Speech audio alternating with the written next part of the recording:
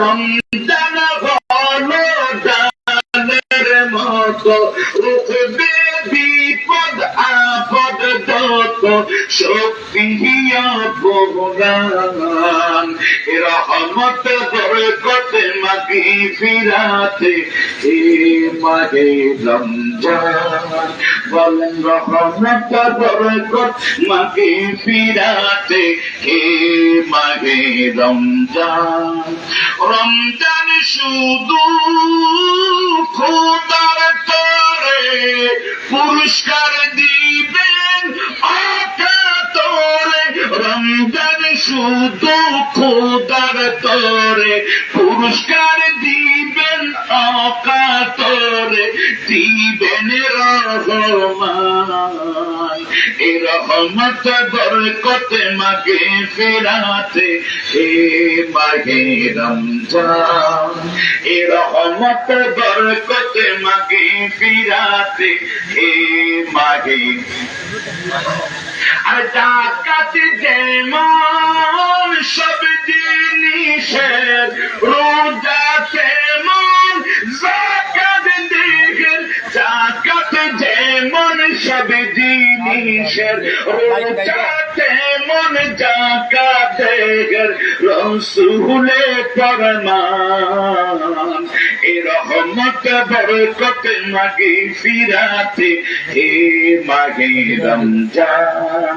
এ রহমত বরকত মাগফিরাতে এ মাহে রমজান। আল্লাহুম্মা সাল্লি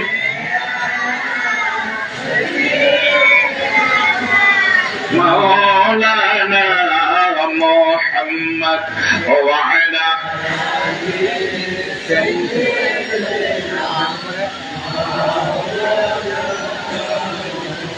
وعلى آل سيدنا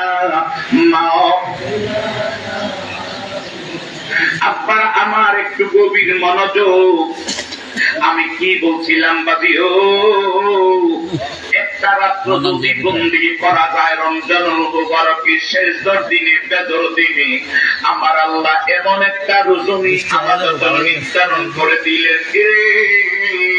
ওই রজনীটা যদি একটা রাত্র ইবাদত বন্দি করা যায়, তাহলে আমাদের আমলনামায় 83 বছর 4 মাসের সব আমলনামায় জমা হবে। কোন মারা বাবা আমার মদিনার কামলিওয়ালা দয়াল নবীজি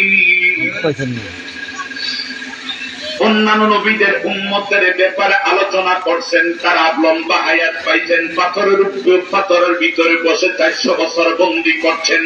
এইভাবে তারা অনেক বন্দী ইবাদত বন্দী করছেন।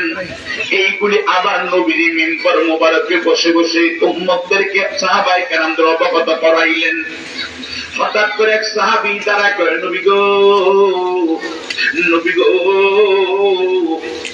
আপনি সৃষ্টি জগতের মধ্যে শ্রেষ্ঠ নবী, আপনার সমতুল্য কোন নবীরা পর্যন্ত নাই। ঠিক না বলেন? আমার নবীর সমান কোন নবীও নাই।